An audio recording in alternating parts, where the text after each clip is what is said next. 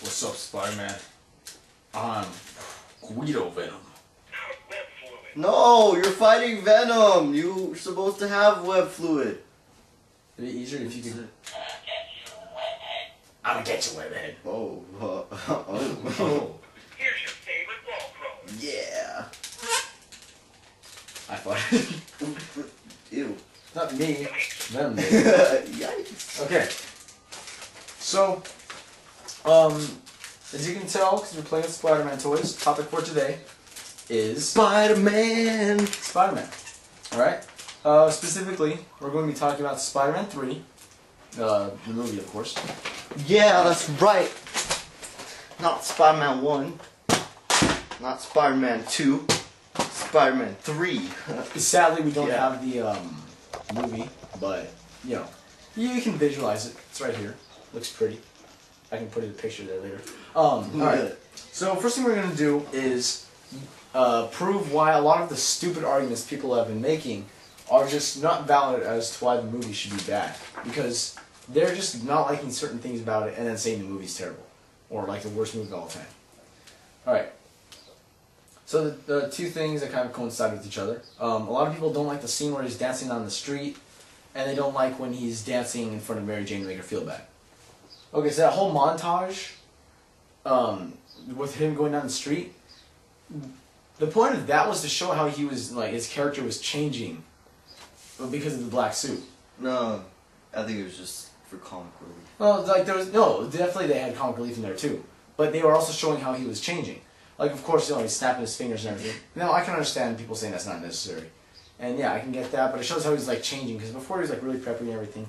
That's kind of a little more sly. Like, hey, what's up? I'm hot. Come at me. You know.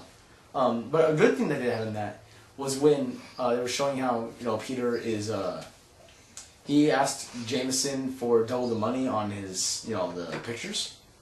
And they were showing, you know, they showed how he was a lot more confident and, like, forceful with what he was asking for. Especially because he was, like, you know, trying to kiss Betty and whatever.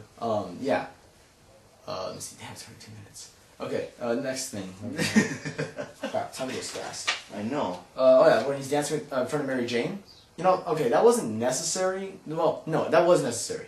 They didn't have to show, he had to be a jerk to Mary Jane, but they didn't have to do it in that fashion. He didn't necessarily have to do a dance in front of her. But he did have to do something to lead up to him having a confrontation and then hitting Mary Jane. That was really important. Because that made him just be like, oh crap, what am I doing? I just hit her. Like, you know, of course they didn't want to do that. He still loves her, even though he's just super pissed at her. But yeah, that wasn't unnecessary. They needed that scene. They just didn't necessarily have to have it as him doing a dance in front of her. Let's see. Peter Parker's emo. Peter Parker's not emo. He's not emo, he just has his hair down in his face, you idiots. This is emo. This picture, which I'm not even sure if it'll be this big, and it'll probably cover Brian's face if I have it this big. That picture shows you what emo really is. It's the long hair that goes in the face with the rings and, you know, the clothes. And more importantly, it's the lifestyle. It's not the style. Yeah. It's not like you know? It's not like Peter Parker was just going home, slitting his wrist and listening to Screamo, which I think is probably a stereotype. But yeah, he's not an emo guy. He just has his hair down in his face. All right. Oh, they don't show enough of Venom. I think we can all agree that did suck. Did it ruin the movie? No. Because the movie's not about Venom. It's about the black suit in Spider-Man. It's not about Venom. It's about the black suit in Spider-Man. It's important. Okay? Alright. Let's see. He cries in the movie. No. I cried too. He didn't cry in the movie. Well, actually, the only time he cried was when Harry died. He should have cried. Yeah, because his hair was dying. Cried. But that's not what they're complaining about. When they say he cried in the movie, they're talking about when Mary Jane's about to leave him. Yeah. The woman he's madly in love with pretty much gave up, but then she miraculously came to him. And she was leaving him for his best friend. Yeah, she left him. Like, he went through this whole huge spiel and finally got her at the end of number 2. Like, that was a big deal. That was a depressing scene. He finally got her, and he's about to marry her, and then this drama happened, so he couldn't propose to her when he wanted to, and then she's about to break up with him. He didn't even shed a single tear. You know what he did? he started to breathe faster, but kept himself composed so that he could try to prove to Mary Jane that they were meant for each other. And, you know, he handled that really well. I mean, sure, if you're about to propose to someone and they say no, you're not going to be like, oh, well, you know what? I don't need your stanky ass. Get out of here. Like, you're going to be... Unless really you're emotional. a tool. Unless you're a tool and you just wanted to marry her. That's true. Yeah. Okay, Venom isn't buff enough. Once again, yes, he isn't buff enough.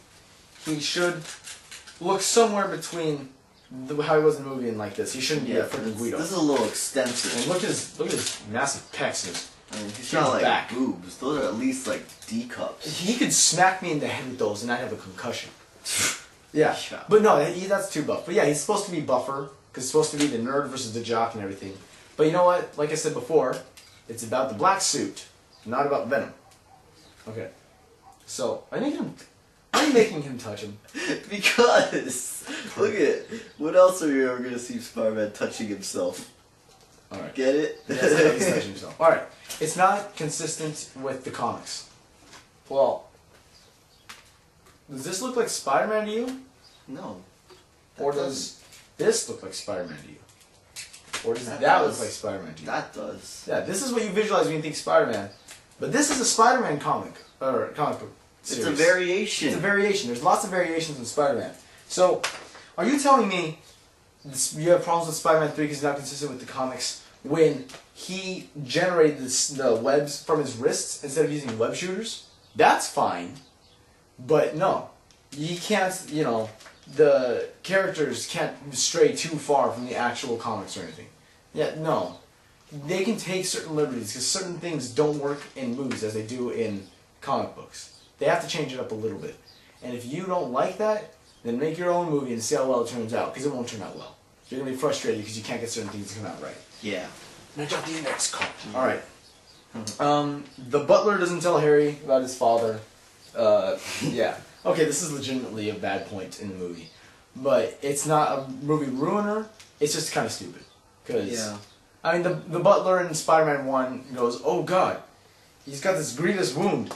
It kind of looks like the one that's on his glider that he knows about, because I guess he's the butler and he just knows everything. He's like, oh god, he must have killed himself by accident. Spider-Man never killed him. And he waits, like, you know, I'm assuming years. Waits till the third movie to Yeah, waits till the finally third tell movie. Harry. Not only does he wait till the third movie, though, he waits until Harry gets a grenade to the face before he Wait till tells him. the end of the third movie. Yeah. Not towards the end. And I'm surprised Harry doesn't fire him and go like, you couldn't have told me this before this happened. Look at this. I got scars, you know. But He's like, oh, I forgot. yeah, it's like, sorry, I just thought it would be more opportunistic to tell you now. But you know, it's, once again, that's, doesn't ruin the movie, it's just kind of stupid. It's something to laugh at, really. Alright. Action sequences. No, oh, sorry, we're moving on to the good parts. Action sequences. No one cares about those.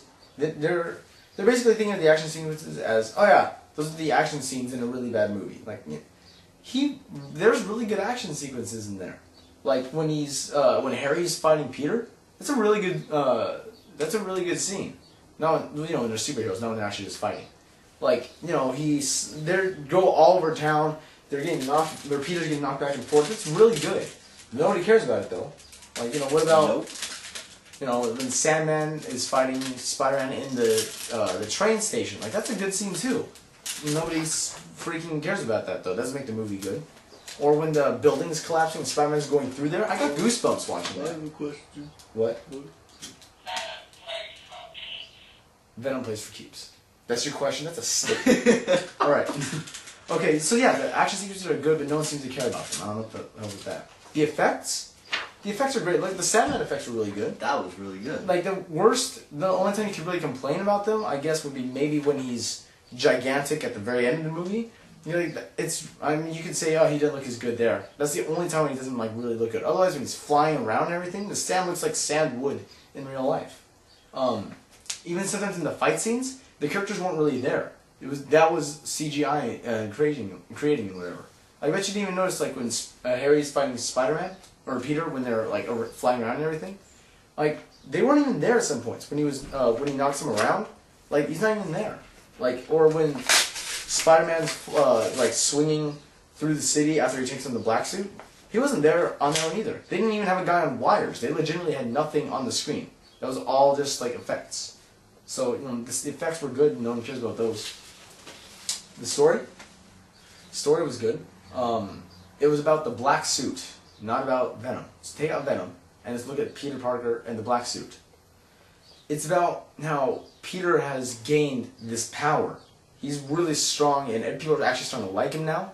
So now he's comfortable, and even though he would never think about it, the black suit comes along, and that's like the dark, corrupting side of his personality. What'd you just spit out? Never mind. Yeah, that's the dark side of his popularity coming over and taking control of himself. And he starts making these bad choices and starts doing wrong things. And then eventually he decides to correct that. He decides to fix that. So he rips it off and everything. And then it's a physical thing in front of him. It's an actual problems he's got to face. And that's a perfect thing for what people do when they really have power.